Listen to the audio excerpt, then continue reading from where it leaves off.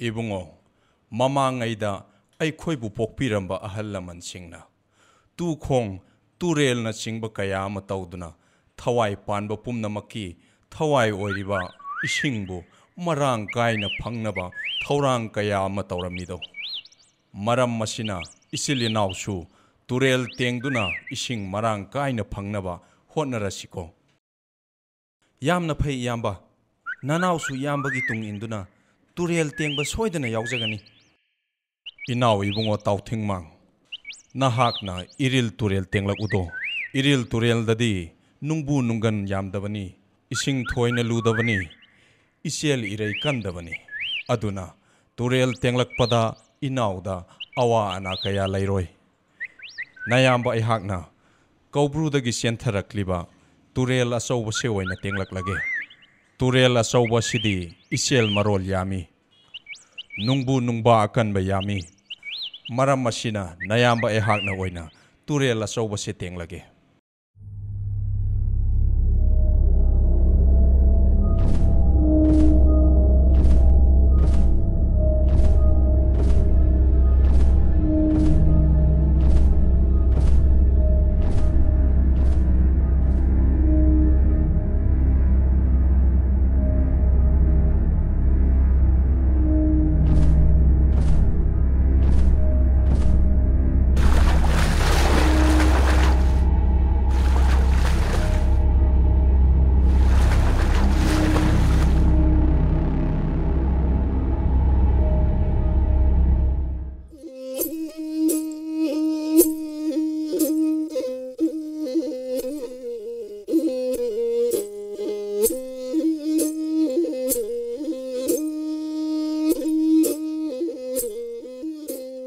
Ngasi Korau Nongjada, Yoi Mongba Ihakna, Tukong Turel na Singba Kaya Tengba Sida, Lamlakta Lairiba Sa Usek Pumna Makna, Yoi Mongba Ihaki, Mateng Pangbiudo.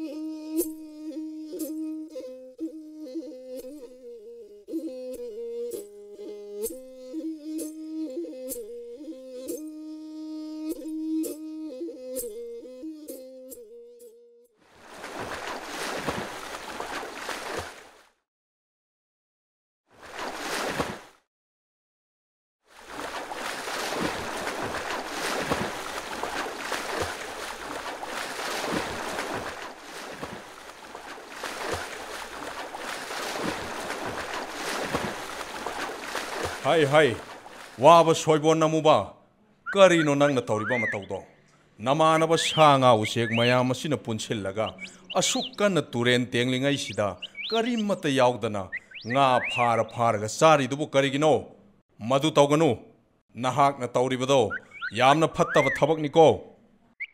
He Taibang me, Nang Hairaga, Ain Hector Tokatra. Saning basagani, isin jakni, aina pendri papau sagani. Hey, Soibon Gawa Mubo Shek, Aduk Napal Tauba, Mi Usittaba Sharadana, Pare, Nasidi, Yoi Mongboigi Tikangalagado Sarisho.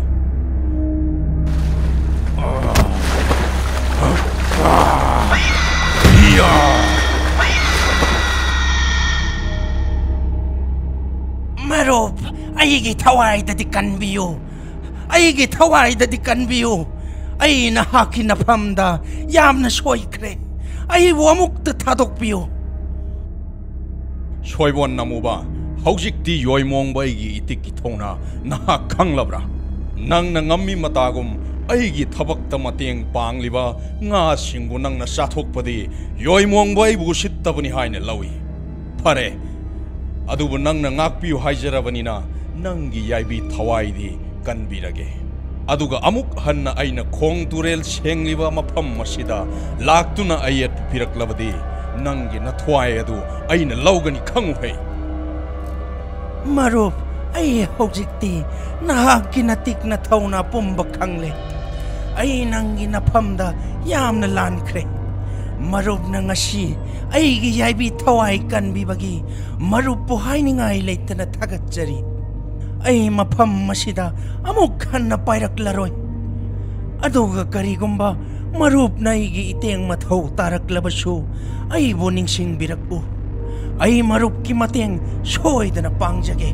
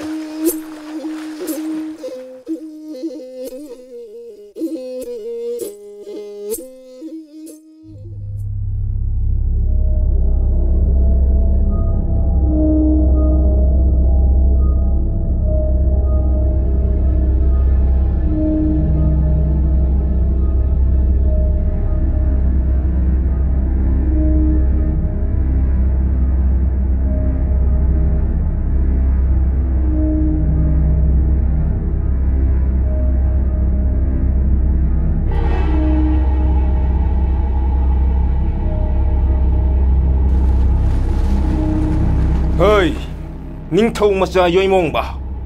Delhi ba igi lam masi phawraga turen teng ba yaroi. Yamna thunamak hankro. Phare telhaiba nahak na yadrabadi ai nangi turel asi phawduna tenglaroi.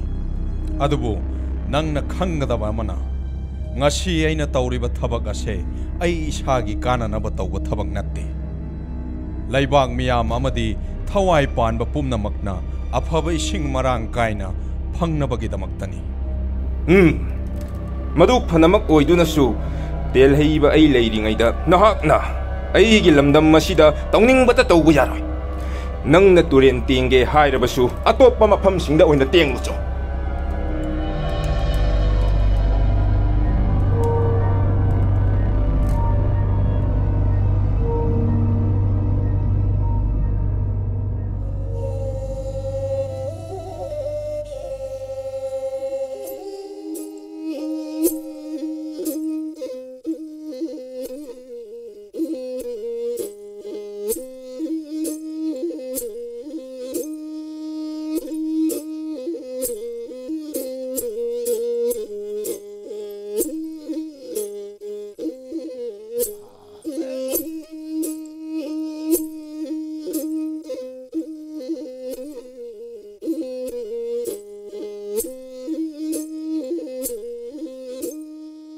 Punan telhaiba turel tawba lakpa aigi yamba yoimong babu mafam masida lakpaga ubra. Nayambadi mafam masidagi chatkiba kuire. Phare adudi ai iyambagi khongul linaba nangi lambi ase adumak phawraga chatkrage. Iya, hey, tawchimang. Nahak aigi lamdam masi phawduna chatkiba yaroi. Nang mafam masidagi haujimak nayum mai kai pangkhro chatkhro hoy. Karigi yaroi dawribano. Aina nangi lam masigi mangnanaba karimata tawgadaba laite. Aidi aigi iyambagi khongul lirakpani. Hey, maitai ningthau macha aina hairibasini.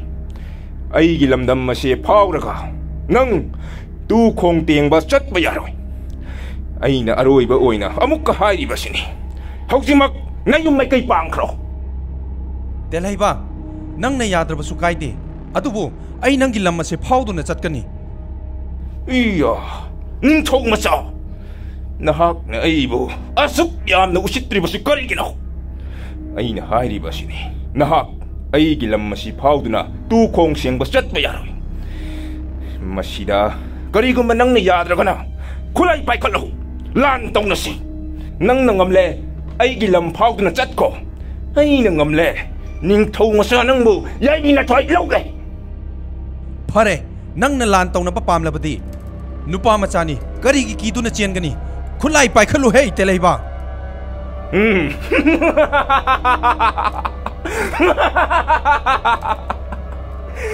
Tiền hay bà đã Punan tê lấy bà ninh thâu hai nè mà mình chất lý vậy nè ngã xì đi ninh thâu ngã xa nâng gì yai bị nà thoai lâu ghê không có đi đâu sao đi sao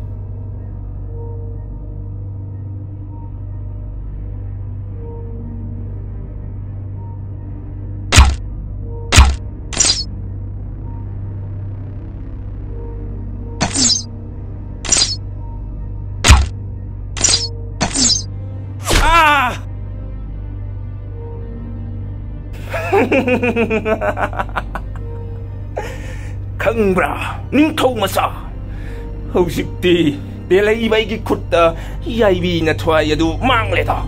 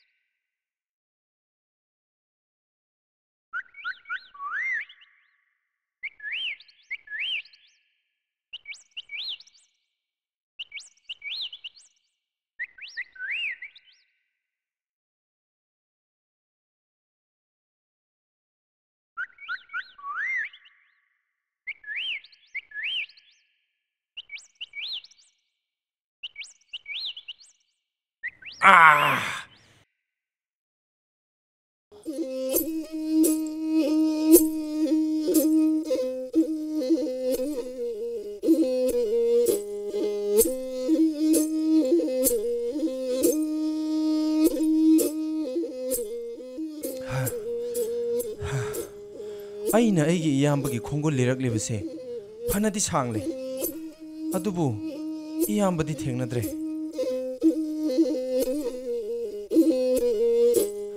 ꯍꯥꯗ ꯎꯆꯦꯛ ꯃꯔꯨꯞ ꯂꯣꯏ ꯅꯈꯣꯏꯕꯨ ꯑꯩꯒꯤ ꯏꯌꯥꯝꯕ ꯌꯣꯏ ꯃꯣꯡꯕ ꯇꯨꯔꯦꯜ ꯇꯧꯕ ꯆꯠꯈꯤꯕ ꯑꯗꯨ ꯎꯕ ꯌꯥꯎꯕ꯭ꯔꯣ ꯎꯊꯛꯇ ꯆꯥꯛꯇꯥꯔꯤꯕ ꯍꯥꯗ ꯎꯆꯦꯛ ꯃꯔꯨꯞ ꯂꯣꯏ ꯁꯥ ꯅꯈꯣꯏꯕꯨ ꯇꯨꯔꯦꯜ ꯇꯦꯡꯕ ꯆꯠꯈꯤꯕ ꯑꯩꯒꯤ ꯏꯌꯥꯝꯕ ꯌꯣꯏ ꯃꯣꯡꯕꯕꯨ ꯎꯕꯤꯕ꯭ꯔꯣ ꯍꯣ ꯃꯔꯨꯞ ꯑꯩ ꯅꯪꯒꯤ ꯅꯌꯥꯝꯕꯗꯨꯒꯤ ꯂꯩꯐꯝ ꯈꯪꯉꯦ ꯏꯔꯤꯜ ꯇꯨꯔꯦꯜ ꯇꯣꯔꯕꯥꯟ ꯔꯣꯝꯗ ꯆꯠꯄꯤꯌꯨ ꯅꯍꯥꯛꯀꯤ ꯅꯌꯥꯝꯕꯗꯨ ꯁꯣꯏꯗꯅ ꯊꯦꯡꯅꯒꯅꯤ ꯊꯥꯒꯠꯆꯔꯤ ꯃꯔꯨꯞ ꯑꯩ ꯑꯃꯨꯛ ꯆꯠꯂꯨꯈꯤꯒꯦ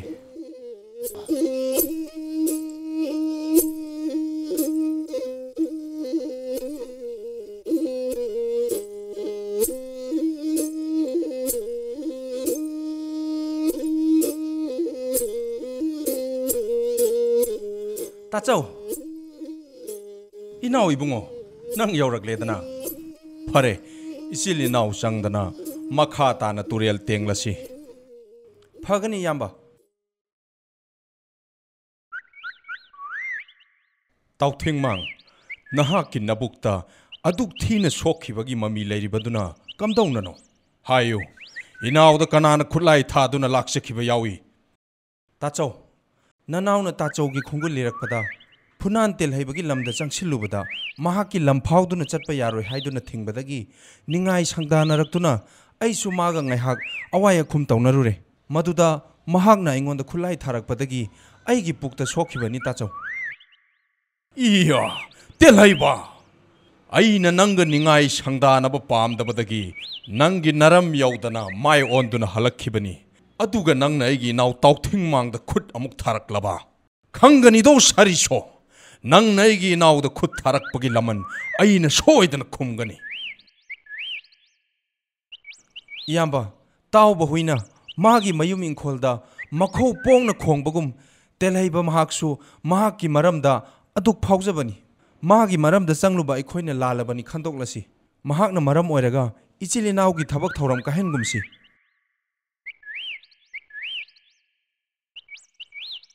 ꯐꯔꯦ ꯉꯁꯤꯒꯤꯗꯤ ꯀꯣꯔꯧꯁꯨ ꯅꯔꯜ ꯋꯥꯏꯔꯛꯂꯦ ꯍꯌꯦꯡ ꯑꯌꯨꯛ ꯑꯉꯟꯕꯗꯒꯤ ꯇꯨꯔꯦꯜ ꯑꯃꯨꯛ ꯇꯦꯡꯕ ꯍꯧꯔꯁꯤ ꯉꯁꯤꯒꯤꯗꯤ ꯌꯨꯝ ꯑꯃꯗ ꯆꯪꯖꯗꯨꯅ ꯑꯍꯤꯡꯁꯤꯃ ꯂꯦꯛꯂꯨꯔꯁꯤ ꯍꯣꯏ ꯏꯌꯥꯝꯕ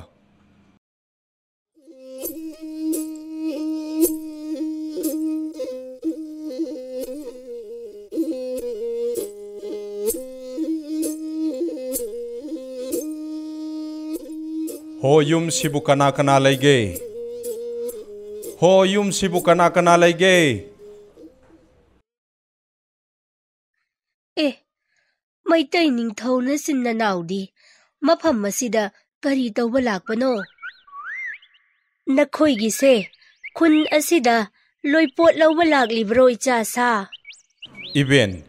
ꯏꯕꯦꯟꯒꯤ ꯋꯥꯈꯜꯗꯨ ꯑꯣꯟꯅꯔꯦ ꯑꯩꯈꯣꯏ ꯏꯆꯤꯜ ꯏꯅꯥꯎ ꯃꯐꯝ ꯑꯁꯤꯗ ꯂꯣꯏꯄꯣꯠ ꯂꯧꯕ ꯂꯥꯛꯄ ꯅꯠꯇꯦ ꯑꯩꯈꯣꯏ ꯏꯆꯤꯜ ꯏꯅꯥꯎꯗꯤ ꯇꯨꯔꯦꯜ ꯁꯦꯡꯕ ꯂꯥꯛꯄꯅꯤ ꯅꯤꯡꯊꯧꯒꯤ ꯃꯆꯥ ꯏꯕꯨꯡꯉꯣ ꯏꯕꯦꯟ ꯋꯥ ꯍꯥꯏꯒꯦ ꯃꯨꯟꯅ ꯇꯥꯎꯀꯣ ꯈꯨꯟꯁꯤꯗꯅꯦ ꯀꯛꯌꯦꯟ ꯃꯤꯡꯉꯝꯕ ꯀꯧꯕ ꯎꯆꯦꯛ ꯑꯆꯧꯕ ꯑꯃꯅ ꯍꯦꯛ ꯂꯥꯛꯇꯨꯅꯅꯦ ꯂꯥꯟꯗꯥꯔꯔꯤꯌꯦ ꯀꯔꯤꯒꯨꯝꯕ ꯎꯆꯦꯛ ꯑꯗꯨꯅꯅꯦ ꯅꯈꯣꯏ ꯅꯆꯤꯟ ꯅꯅꯥꯎꯕꯨ ꯎꯈꯤꯕ ꯊꯣꯛꯂꯕꯗꯤ ꯁꯣꯏꯗꯅ ꯍꯥꯠꯈꯤꯕ ꯇꯥꯔꯦꯀꯣ ꯑꯗꯨꯅꯅꯦ ꯅꯈꯣꯏ ꯅꯆꯤꯟ ꯅꯅꯥꯎ ꯊꯨꯅ ꯃꯐꯝ ꯑꯁꯤ ꯊꯥꯗꯣꯛꯇꯨꯅ ꯆꯠꯈ꯭ꯔꯣ ꯀꯣꯏꯁꯨ ꯁꯥ ꯏꯕꯦꯟ ꯋꯥꯕꯤꯔꯨꯒꯅꯨꯗ ꯏꯕꯦꯟꯅ ꯍꯥꯏꯔꯤꯕ ꯀꯛꯌꯦꯟ ꯃꯤꯡꯉꯝꯕ ꯍꯥꯏꯔꯤꯕ ꯎꯆꯦꯛ ꯑꯁꯤꯅ ꯂꯥꯟꯗꯥꯔꯛꯂꯤꯕ ꯃꯐꯝ ꯑꯁꯤ ꯀꯗꯥꯏꯗꯅꯣ ꯏꯁꯨꯁꯥ ꯏꯕꯦꯟꯁꯨ ꯃꯗꯨꯗꯤ ꯊꯣꯏꯅ ꯈꯪꯗꯦꯗ ꯑꯩꯅ ꯈꯪꯕ ꯍꯥꯏꯕꯕꯨ ꯀꯛꯌꯦꯟ ꯃꯤꯡꯉꯝꯕꯅꯅꯦ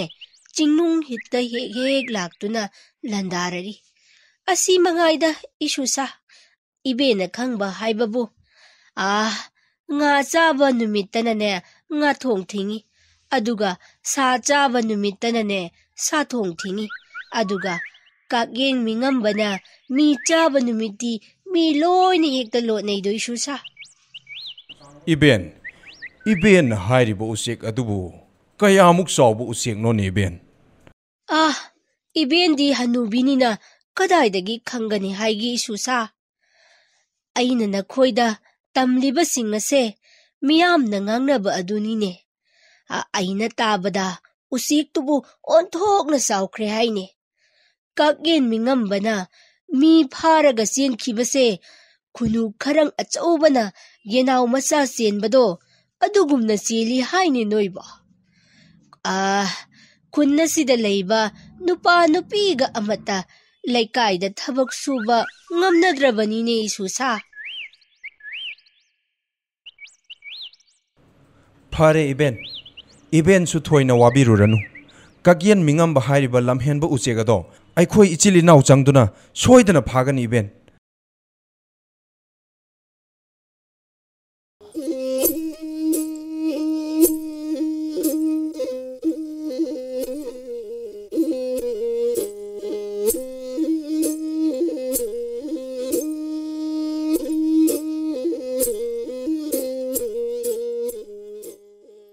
ꯇꯥꯎꯊꯤꯡꯃꯥꯡ ꯏꯆꯤꯜ ꯏꯅꯥꯎ ꯆꯪꯗꯨꯅ ꯀꯛꯌꯦꯟ ꯃꯤꯡꯉꯝꯕ ꯍꯥꯏꯔꯤꯕ ꯎꯆꯦꯛ ꯑꯆꯧꯕ ꯑꯁꯦ ꯐꯥꯅꯕ ꯍꯣꯠꯅꯔꯁꯤ ꯅꯪꯒꯤ ꯀꯔꯤ ꯋꯥꯈꯜ ꯂꯩ ꯑꯗꯨ ꯍꯥꯏꯌꯨꯗꯅ ꯏꯌꯥꯝꯕ ꯀꯛꯌꯦꯟ ꯃꯤꯡꯉꯝꯕꯕꯨ ꯐꯥꯕ ꯍꯥꯏꯕꯁꯦ ꯑꯩꯈꯣꯏ ꯏꯆꯤꯜ ꯏꯅꯥꯎꯒꯤ ꯇꯧꯐꯗ꯭ꯔꯕ ꯏꯊꯧꯅꯤ ꯃꯍꯥꯛꯅ ꯃꯔꯝ ꯑꯣꯏꯔꯒ ꯃꯐꯝ ꯑꯁꯤꯒꯤ ꯈꯨꯟꯖꯥ ꯀꯌꯥ ꯑꯃ ꯌꯨꯝꯗꯒꯤ ꯃꯄꯥꯟ ꯊꯣꯛꯄ ꯉꯝꯅꯗ꯭ꯔꯦ ꯑꯆꯧꯕ ꯍꯥꯏꯒꯠꯂꯥꯡ ꯊꯥꯛꯇꯨꯅ ꯀꯛꯌꯦꯟꯕꯨ ꯐꯥꯅꯕ ꯇꯧꯁꯤ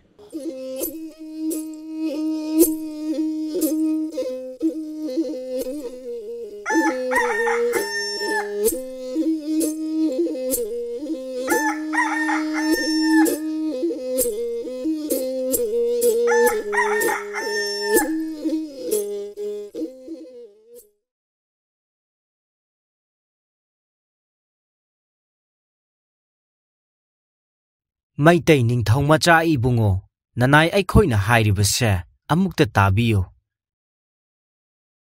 Nakhoina khaliba wakhaldu onare seksil haudrabadi arimada thawai mangduna tokani. Kakyen Meengamba nachin nanaw khakna phabu oithokloi. Madugi mahutta ima leimerin sidabida yaiwoiba khusu khulai thangten nijo. Madu khaktana Kakyen Meengamba hatpa ngamgani nanai aikhoina hairibase amukta tabiyo.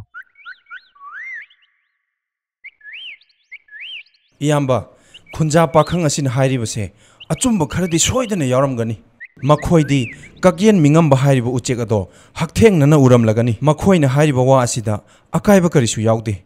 Aduna ichil inaw ima leimeren sidabida amukta haijaduna yenglasi. Phare inaw ton ichil inaw changduna ima leimeren sidabida amukta haijaduna yenglasi.